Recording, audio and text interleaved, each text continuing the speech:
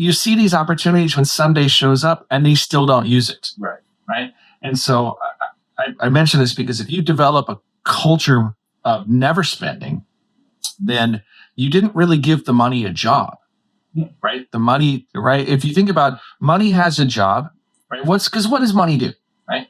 Stores value. Yeah. Okay. Stores the value to do what? Like, what do you need to store the value for, right? If you're not going to use it, why are you storing value? If it's not going to be traded for something, is it value?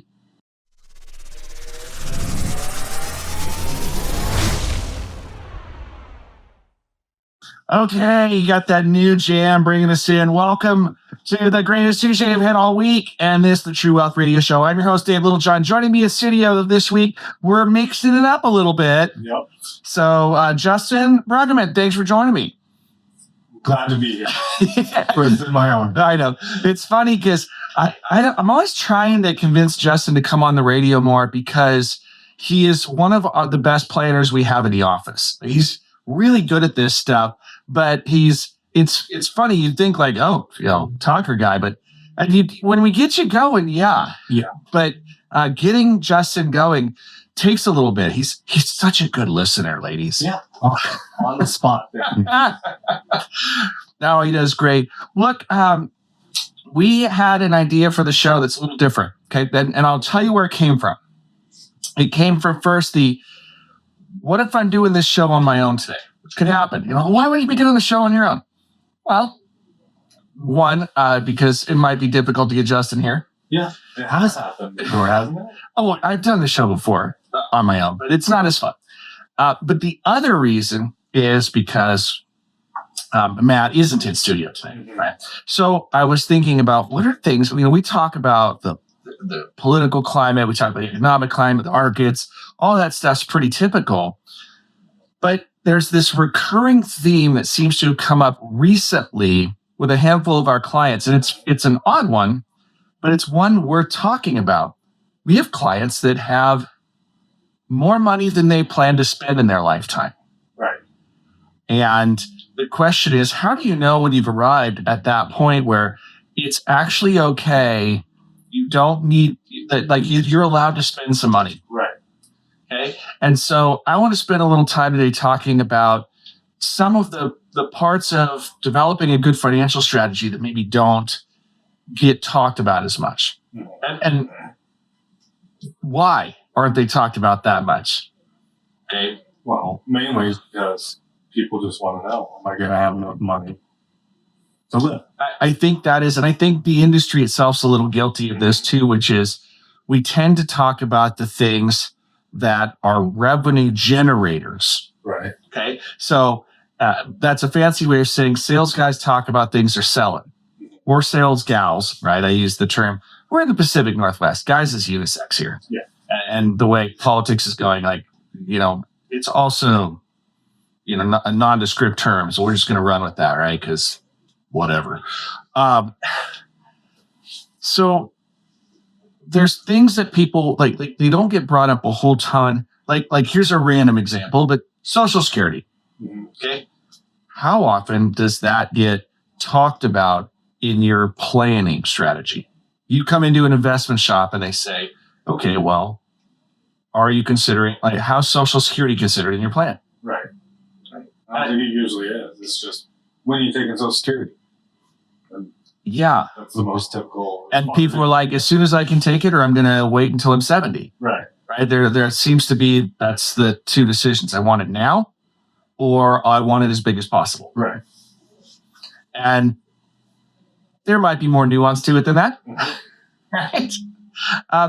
So, Justin, when you have a client that comes in and they have a healthy financial plan and they've retired and they're settling, what are some of the signs that you say, hey, you may need to, well, not need to, but you have the option to spend more. How do you identify that for a customer?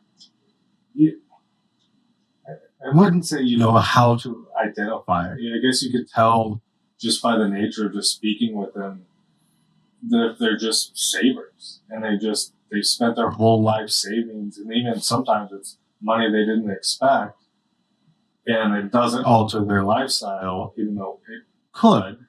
And it's panic. They don't know what to do. Yeah, it's funny you say that. I think the saver versus spender, we almost made this show the concept of like, what are the things that it was like a message to Dave Ramsey followers, right? And that's still in here a little bit. It's just we've expanded beyond that topic, right? I'll pull this out back for a second to give you an idea. Dave Ramsey's been sort of a cultural phenomenon, right? Dave, he's the get out of debt guy. Yeah. And I'm not here to trash Dave Ramsey. Like we really clear, like our office has previously done Financial Peace University, right? We have had, we've been a, whatever they call their equivalent. It's a smart investor is what they call it. They changed the name, right? It used to be endorsed local provider, but they changed it because there's regulations, right? It is a referral-based program, but what it essentially said was, do you largely align with the value system of what Dave Ramsey's teaching?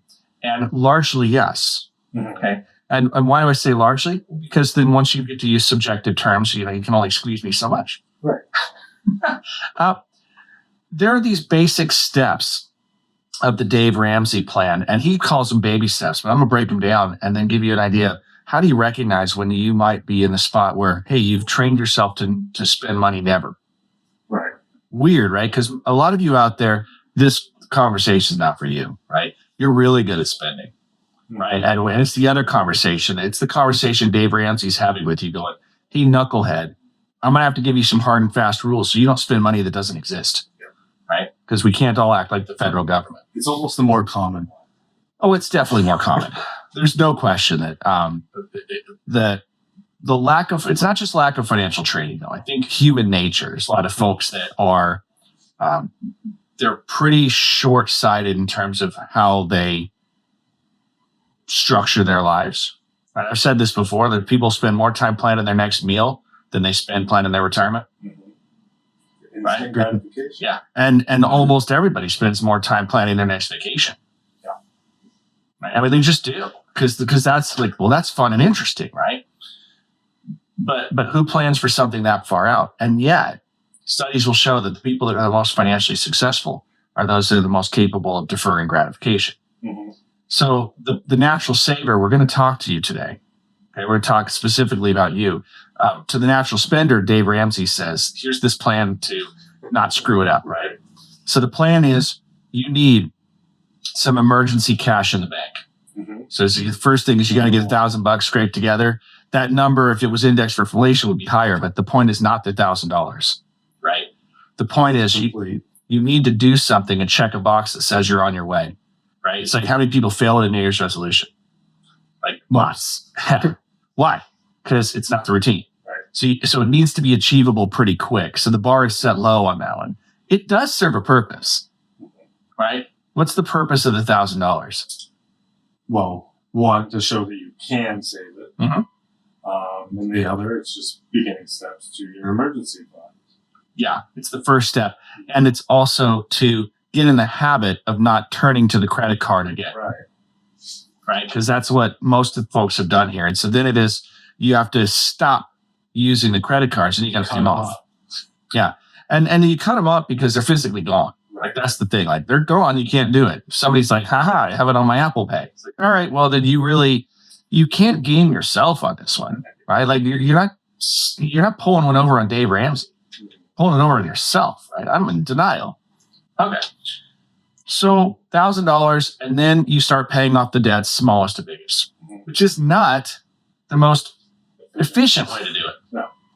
But it is the most probable that you'll be successful. Yep. Why? Because you get to check boxes. Yeah. You get to mark stuff off the list. Yeah. And you develop momentum. And momentum develops, it encourages you so that you keep going, right? You need a series of victories so that it seems possible. Because what I see most of the time when people are like really over their head, yeah, it's just too daunting, can't do it, and it's hard to get started. It's just too big. Mm-hmm. So this is the equivalent of breaking it into bite-sized pieces and giving you a recipe that you can attack. Right. All right. So then you pay off the credit cards, and then Dave says, hey, you can have a mortgage on a house. I think that's reasonable, especially because the price of housing, right? But it's better try to save outright for a house while simultaneously paying rent to somebody else, right? You're enriching somebody else while you are not adding equity to your own assets. So a home is something you need to have. It's typically appreciating in value if you buy it properly and it's the type, solid home. There are situations where they're not. You're leasing land and you put a manufactured home or something like that, where it's like, well, it's unlikely that's going to appreciate. It's going to actually wear out. Mm-hmm. And so that you have a product on land you don't own, so you're back to it's like a car, right? It's going to lose value. But so buy the house, start saving for college and retirement, and so forth. And also, I guess before the house, what do? You put in place an emergency fund.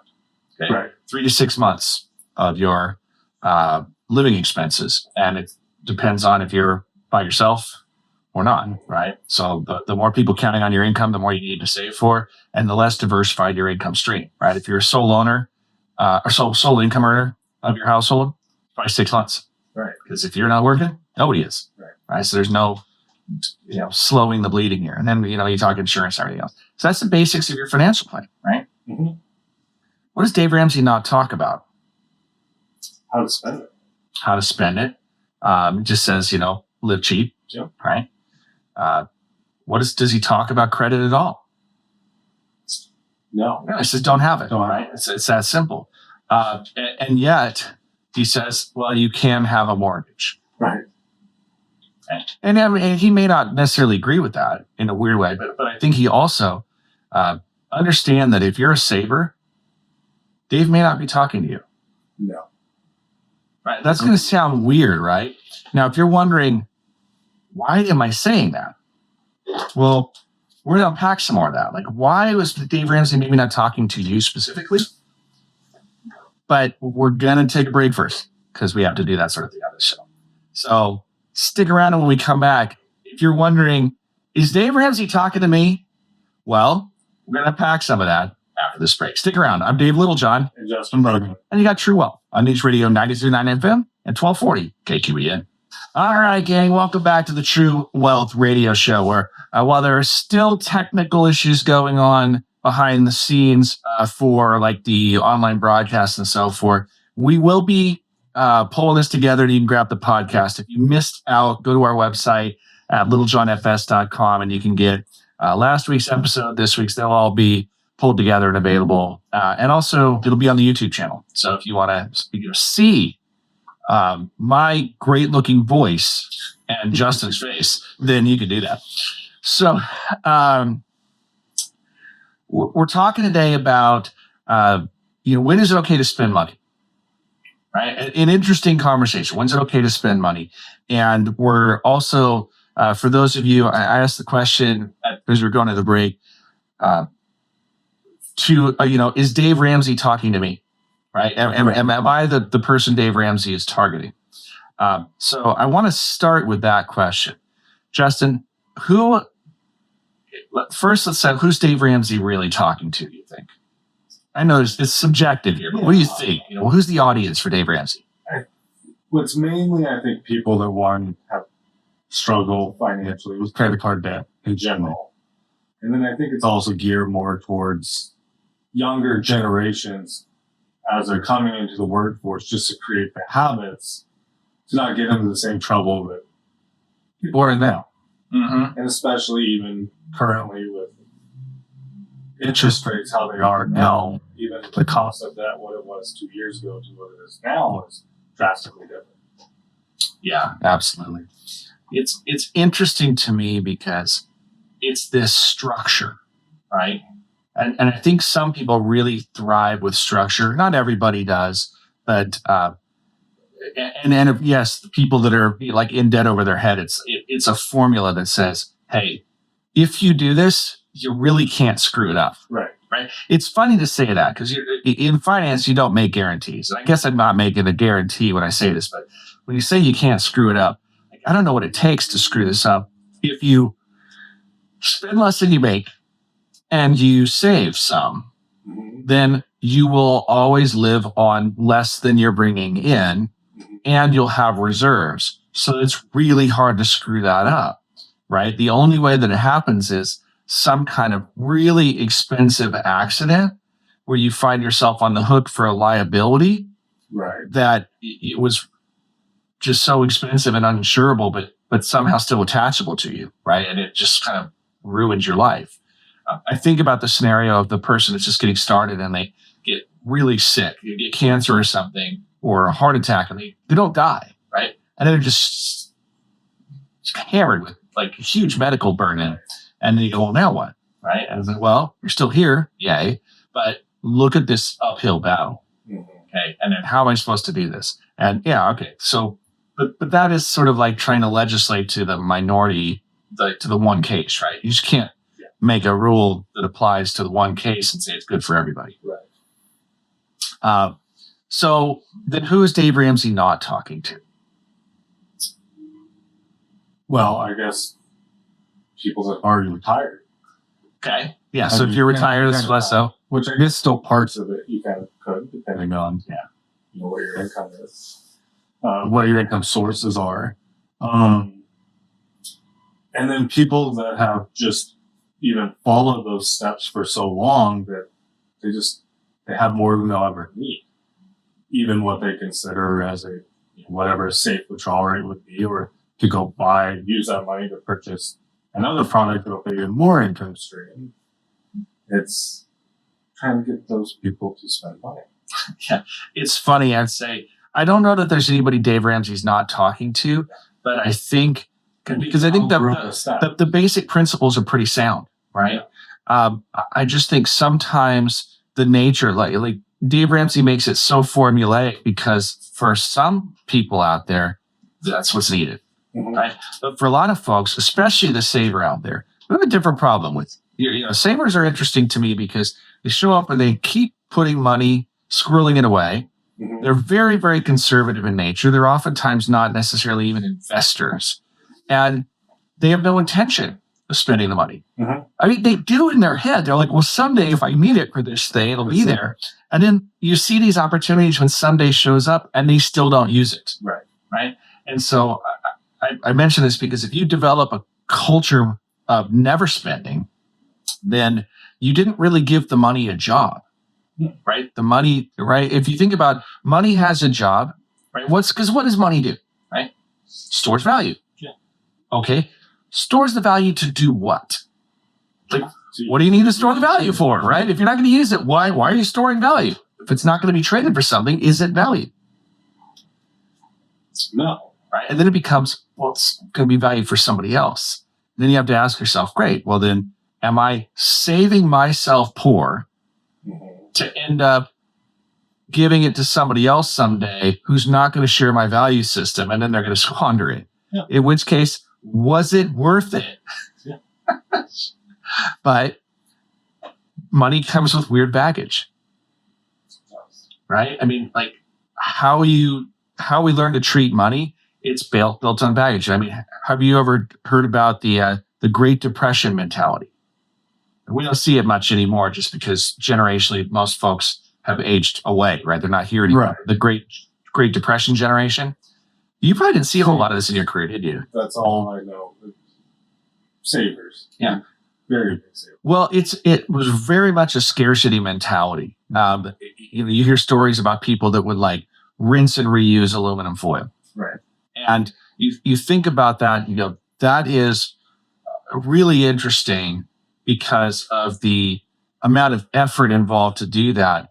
And to that person, the object had a tremendous amount of value, but their time didn't. Right. And so they had to protect the resource. It was very, very finite. And so we need to preserve that resource because there's not going to be more available.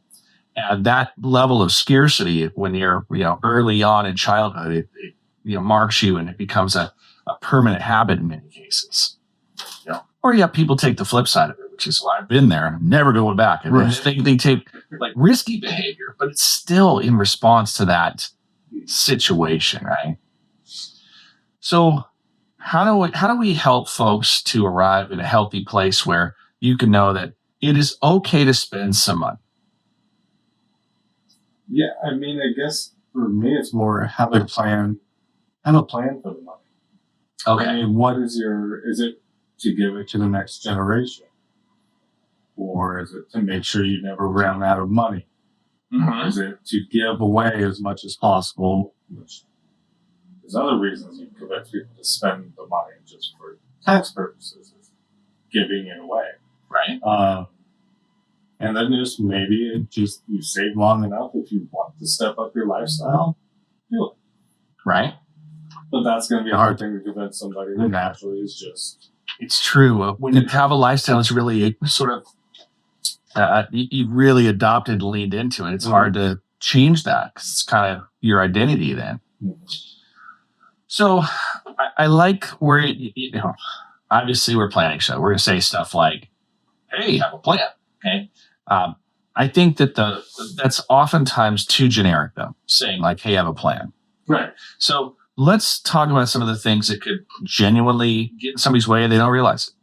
I don't know that a lot of people realize that if you have more than $1 million worth of stuff to your name, the state of Oregon wants to take a chunk of it when you die. Right.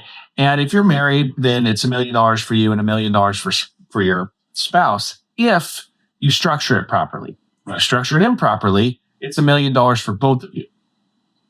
Right. So I'm not sure how many people understand that, but you may be unintentionally giving some money to the government that you don't have to, that you could, if it's going to somebody else anyway. So we have this phrase, right? When is the money for? There's money now, money later, and money never. Okay. Money now. I need to spend it right now. Money later. I'm saving it for a future need.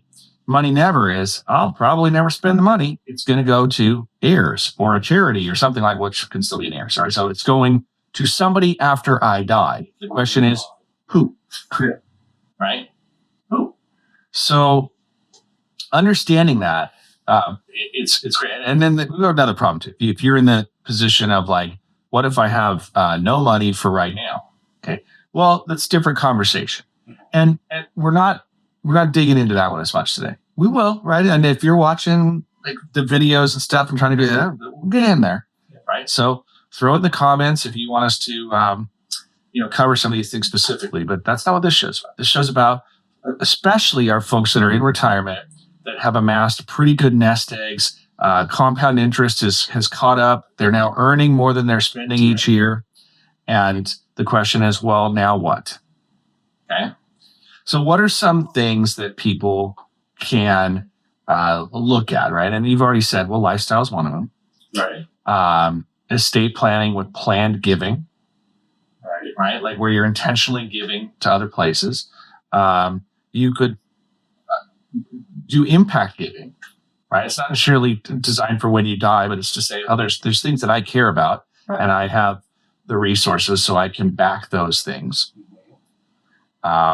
You notice a lot of the theme around this is that it somehow gets spent. But isn't that it, right? So it's basically it's lifestyle. I mean, if you have adequate reserves, it becomes lifestyle and planned giving. Mm-hmm.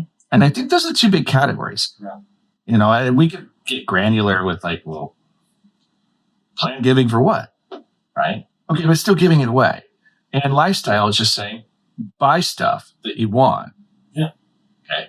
I'm not really advocating everybody turn into like consumers. No. But I am saying if you're just saving it forever, then who is it supposed to benefit? Because there's another conversation I think we could have, right? It's an interesting one, probably good for, what we should probably do is hold it for a break. Because the question is, what about the values? Like if you have planned giving, how do you pass values on with the money? Okay. Right? It's a trick question. So if you're wondering, like, I don't know, how am I going to pass values on?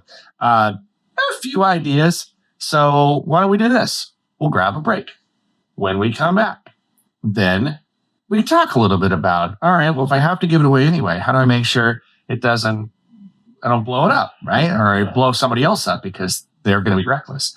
That and more, but we got to take a break. This is Dave Littlejohn. And Justin Brugman. Yeah, True Well on News Radio 92.9 FM and 1240 Okay, can we, all right, so we decided we like it when the guitar riff starts to kick in before we bring the show back on. So yeah, we hear that cool jamming guitar. Welcome back to the True Wealth Show. Dave Littlejohn in studio today with Justin Bergman.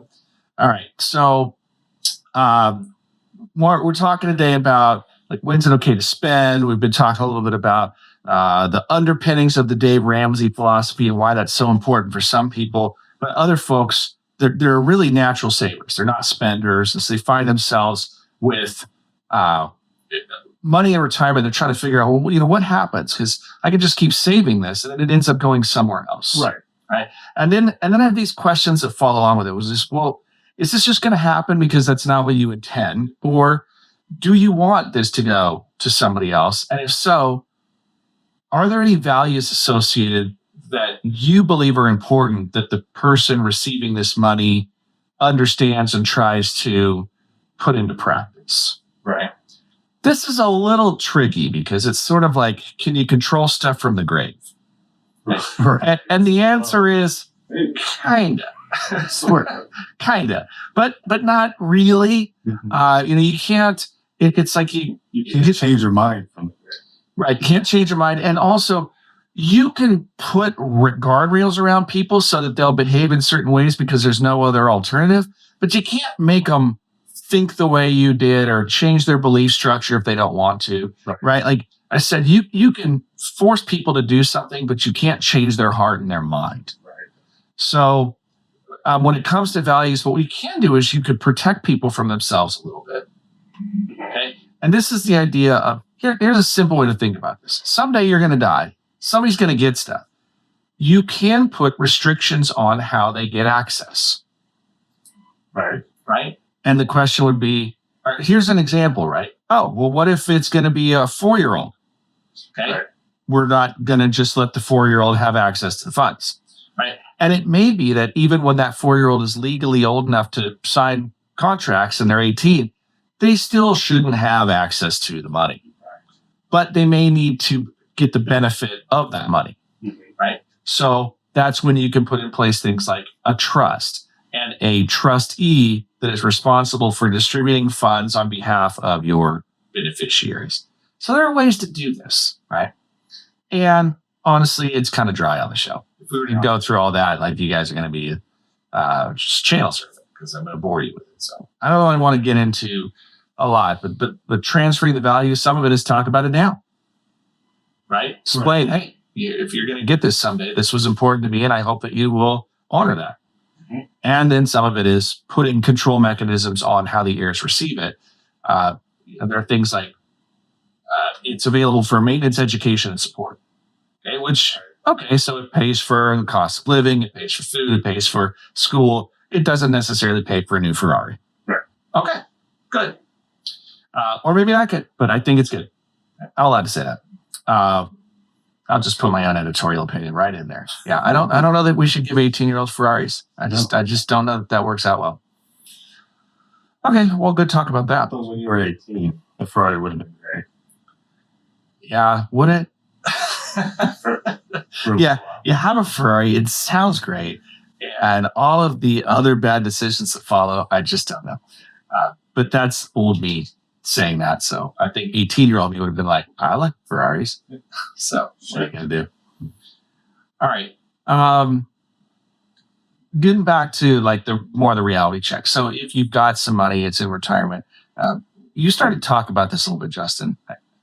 I'm going to frame this up. During the break, you guys didn't get to hear some of this. We were just talking through. We have clients that come in and they end up with pensions and Social Security, and then they have retirement plans, and they discover that they have built their lifestyle at a certain price. Like they just know what they're going to spend each month, and they're still saving every month. Right. And they still have retirement plans. And then at some point, those retirement plans have mandatory distributions, and they get even more income that they're like, I don't need this income. Now what? And then other people, they maybe don't have pensions, but they have big retirement plans, and they keep their lifestyle really cheap, but they don't ever want to take money out. Right. And not passing money along is really important, or maybe not important. Right. It's like, I just have this money and I hope. Yeah, well, and it's weird because not everybody has heirs. Strangely enough, not everybody does. And so, in which case, okay, those circumstances are different. But then the question becomes, would you like to have more lifestyle, or would you like to do intentional impact giving in other areas of your life that you think would be beneficial? The nice part about impact giving is that you get to see a little bit of it. And it can still be quiet. It can be anonymous, but you still can get to sort of see how that benefits organizations and causes and whatnot. How do you know, I guess, how do you advise clients how much they can take out of their retirement plans?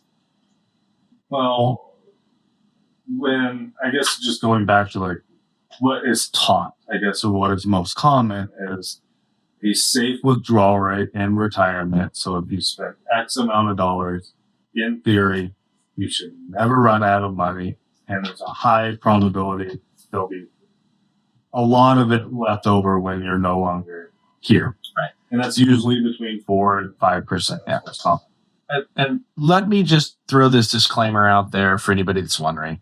We're not talking terms of guarantees, right? That's not how this works. But probabilities. When you say, well, there's a 99% probability, you go, well, there's a 1% probability you get hit by an asteroid. I don't know. But like something ends the world, and so it doesn't work out. But in normal circumstances, it works out. Mm-hmm. Right? And when we say when it's not normal, it's like it's really extreme stuff. Right? There's still a chance that you should build a bunker. Okay? It's just such a small chance that it's probably not worth betting the farm on it. Right. So there lies our issue. All right. So 4 or 5%. Talk to me about what this number means and what does that look like for an investor. Let's say somebody's got, I'm going to pick a number that's even for math purposes. Let's say they've saved $1 million in their retirement accounts. Right. So what does that mean in terms of numbers for people? Yeah. So if you have $1 million, you take 4 to 5% of the account out. So that's $40,000 to $50,000. $50,000. And I guess in theory, with high probability, if it is invested with call it just a diversified standard portfolio. Yeah, just good diversified mix of investments here. Right. That in theory, when you could take $50,000 a year out of the account, and when you were to pass away, you should have roughly $1 million left over. A little bit less than that, but yeah, depending on. But yes. Are you waiting 12 months to take the first distribution and getting it? But yeah. This idea of a safe withdrawal rate, there's another way to describe it. What is a sustainable withdrawal rate? Right. And so this between 4 and 5%, right? If it's 5%, $1 million is $50,000. If you think about it at how much at $4,000 a month, $40,000 a year, that's pretty close. So $1 million is roughly $4,000 a month. Right. And if it's invested, it's going to change in value, right? It's going to go up and it's going to go down through the market cycles. And what the idea is, if you take $4,000 a month out or less, you shouldn't run out of money before you die. Right. Okay. And in many cases, you will end up having your account actually grow. So you'll have $1 million and it will grow because taking $4,000 to $5,000 out, you may still see your investment get bigger over time. And then the issue is, do you adjust your withdrawal rate? And this is how you protect against inflation, right? If I'm taking, again, let's call it that $4,000. It's just under 5% in our example here. Then if the account grows from $1 million to $1.5 million, you could theoretically increase your distribution from 4,000 to 6,000. And you would have adjusted for inflation. Your asset base has gone up and you're still withdrawing at a rate that should be presumably pretty safe. It's interesting because if you think, I had $1 million some odd dollars, and if your thought is, if you're listening to this, you go, well, if I had $1.5 million, I'd go buy that Ferrari. It's like, but you probably wouldn't, because if you understood what it took to grow that over a lifetime, that the way that you live has adjusted so that you're not going to suddenly do that. Right. The scarier thing would be the person that inherits $1.5 million and then they go buy a Ferrari. Right. And if they had their own lots of money, and this was just, they were allowed to. I say allowed, but like they had the capacity. Well, that's different. Right. But if it's like a lottery, remember, 2 to 3 years, most lottery winners are broke. Right. Right? Even big lotteries. Yeah. It's amazing. Like, I got 50, 60 million dollars. How did you spend that in 4 years? It's like, well, you should have seen the private jets. It was awesome. It's like, okay, that'll do. So yeah, I think the habits that got you there are the key points here. So yeah, I think that one's interesting. Now, I do want to do this as we're running. Let's do this. Why don't we grab? You made a really interesting comment before talking about being the insurance company. It's kind of a funny one, right? But it's also, I think, a really good thing for our listeners to understand. If you think about retirement planning, what is it like if you were an insurance company? That sounds like a crazy question. It'll make more sense after we take this next break, because we're going to come back and we'll unpack that. All right, gang, and we are back. This is Dave Littlejohn with me in studio today. Justin Brugman. And you got the True Wealth Show.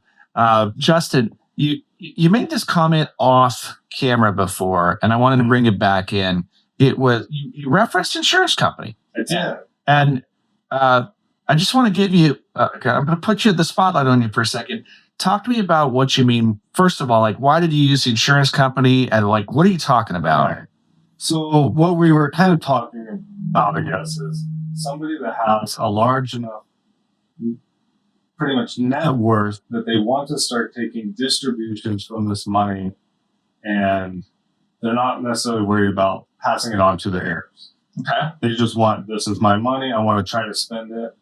And so what in theory, you could do is you could go buy an annuity with that lump sum amount of money, and it would pay you an income stream until you pass away. You're talking about like basically buying a private pension. Right. Right. That's how it would behave anyway. If you don't know what that means to you, then it's kind of waste time up.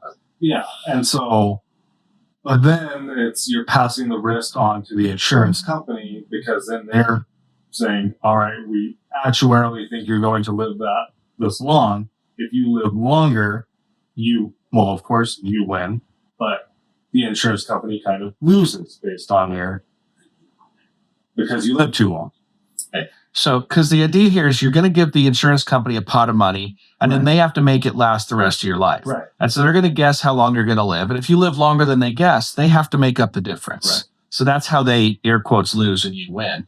But if you don't turn the money over to an insurance company, what you're saying is that you're just putting yourself in the position of being the annuity calculator. Right. Okay. And so then you're just kind of, you say is, well, if I can expect this much and with a high probability in return on an average basis, I think I'm going to live till 90, then can be the insurance company. If you live longer, there's left, or you run out, but you accomplished your goal. You live shorter, there's left over. So I think what I hear you saying is, when you talk about a sustainable withdrawal rate, that there's one idea. I've said this before too. I use this airplane analogy. One of them is what I call altitude hold, right? Hey, we're flying at 20,000 feet and we're going to set the autopilot and stay up here. And if your account was the altitude, it's not going to change. You're like, well, I'm going to take some money out, but it's the interest, right? So basically we're going to take the interest and the growth out of the account. So I had $1 million in our example in the last segment, took 50 grand out. By the end of the year, it's kind of filled back up to be $1 million again. And so I just kind of keep skimming it off the top, and I never use up the nest egg. Right. Versus, what if I took more than that and I started to melt the ice cube, right? Yeah. And so then we're talking about a controlled descent, which if you're a pilot, there's something called a glide slope. It's the angle that you need to maintain so that you don't fall short of the runway. Right. And so, because you don't want to land short, there's no runway there. So it's how much can I spend to make sure that I don't run out of money before I die? Right. And it's more than the safe withdrawal rate in most cases. Now, the less money you have and the more money you take out of it, then the more you need to have everything go right in your favor. Right. It's like, well, I'm going to take 15% of my account out. And you could probably do that for 5 or 6 years. Mm-hmm. And then you're going to run out of money. Yeah. Right. But if you're only going to live for 3 years, then there's a good chance it's still going to work. Right. It just puts a lot of people in the rather gruesome position of, well, do you really want to time your death? Right. And when you're 65, you're going, yeah, I mean, I look at my parents, they all died in their 70s, and I have the health habits that I do. And like, yeah, I don't think I'm going to make it to 90. You can make a fair assessment, right? And it's interesting because as we all get older, that becomes a more and more real thing, is to say, well, we don't last forever. So, yeah. Anyway, so I do like that, the idea of thinking of yourself as, well, if you're the insurance company, then what are you doing? You're calculating the risk. Right. What's the chance I'm going to have to pay out? And that's kind of self-insuring almost. Sure. And just on a moment, the insurance, what's the place that insurance plays in this whole calculation, like actual insurance, right? Mm-hmm. Well, one is, if you don't want to manage the risk yourself, you can use insurance products like annuities to guarantee an income. Okay. There are also wild cards, unanticipated expenses. So these include things like getting sick, right, or hurt, and then needing help. So as we age, we can have things that go wrong, and they can be cognitive, they can be physical, both of which can require care.